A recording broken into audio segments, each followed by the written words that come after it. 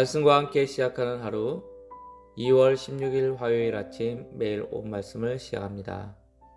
오늘 말씀은 사무엘하 12장 15절에서 23절까지의 말씀입니다. 나단이 자기 집으로 돌아가니라.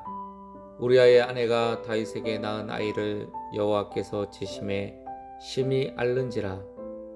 다윗이 그 아이를 위하여 하나님께 간구하되 다윗이 금식하고 안에 들어가서 밤새도록 땅에 엎드렸으니 그 집의 늙은 자들이 그 곁에 서서 다윗을 땅에서 일으키려 하되 왕이 듣지 아니하고 그들과 더불어 먹지도 아니하더라. 이래 만에 그 아이가 죽으니라. 그러나 다윗의 신하들이 아이가 죽은 것을 왕에게 아뢰기를 두려워하니 이는 그들이 말하기를 아이가 살았을 때에 우리가 그에게 말하여도 왕이 그 말을 듣지 아니하셨나니 어떻게 그 아이가 죽은 것을 그에게 아뢰 수 있으랴. 왕이 상심하시리로다 함이라. 다윗이 그의 신하들이 서로 수군거리는 것을 보고 그 아이가 죽은 줄을 다윗이 깨닫고 그의 신하들에게 묻되 아이가 죽었느냐 하니 대답하되 죽었나이다 하는지라.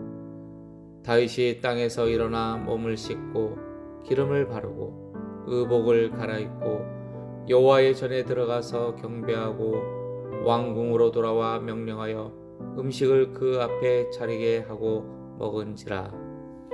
그의 신하들이 그에게 이르되 아이가 살았을 때에는 그를 위하여 금식하고 우시더니 죽은 후에는 일어나서 잡수시니 이 일이 어찌 됨이니까 하니 이르되 아이가 살았을 때에 내가 금식하고 운 것은 혹시 여호와께서 나를 불쌍히 여기사 아이를 살려주실는지 누가 알까 생각함이거니와 지금은 죽었으니 내가 어찌 금식하랴.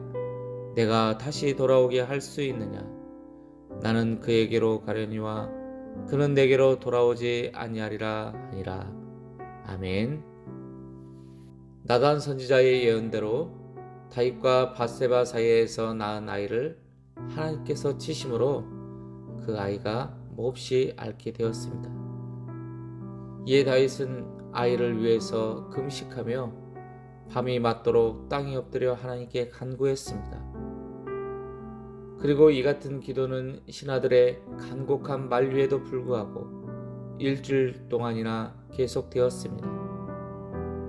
사실 다윗은 이 아이의 병이 자기의 죄로 말미암은 것을 알고 있었습니다. 그리고 그 아이가 죽을 것이라는 예고도 이미 받았습니다. 하지만 그는 물러서지 않고 포기하지 않고 기도했습니다.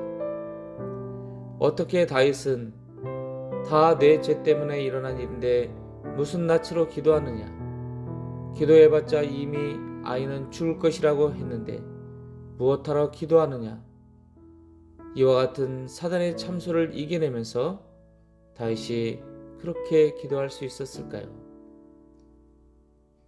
그 비결은 다윗은 하나님이 자신에게 있어서 아버지라는 확신이 분명히 있었기 때문입니다. 종은 주인 앞에서 자기가 잘못해서 생긴 일에 대해서 수습해 달라고 주장할 수가 없습니다. 특별히 주인의 거절이 명백한데도 똑같은 요구를 계속해서 청원할 수는 없습니다. 하지만 아들은 다릅니다.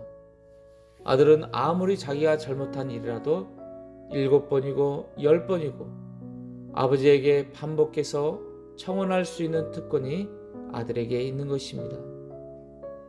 기독교의 기도는 종으로서 주인에게 하는 것이 아니라 자녀로서 아버지에게 나아가는 것, 이것이 기독교의 기도입니다.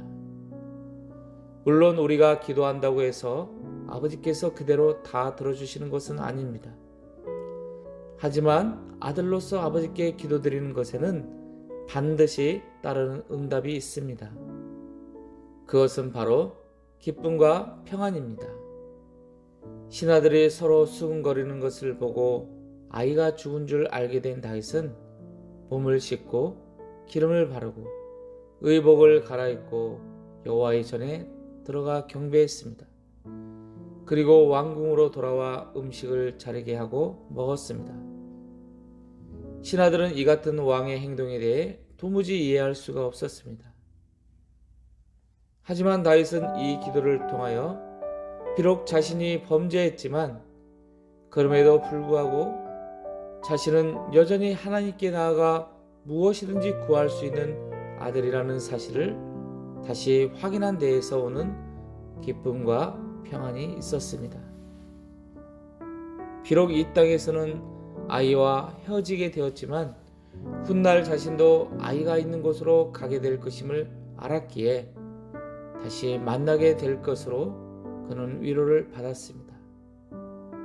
자신의 죄로 인해 아이를 떠나보내야 하는 큰 아픔이 있었지만 회개를 통해 그리고 금식하며 애통하는 기도의 시간을 통해 아버지와의 막혔던 관계가 다시 회복되는 놀라운 은혜를 누릴 수 있었습니다. 사랑하는 부모 여러분, 우리는 때때로 세상을 살아가면서 알게 모르게 죄를 짓고 살아갑니다. 그럼에도 우리가 반드시 기억해야 할 것은 하나님은 회개하며 용서를 구하는 자에게는 반드시 회복의 은혜를 베풀어 주신다는 사실입니다. 왜 그렇습니까? 우리는 예수 그리스도의 거룩하신 보혈의 공로로 구원받은 하나님의 자녀가 되었기 때문입니다. 예수님의 십자가로 인해 하나님이 우리의 아버지가 되셨기 때문입니다.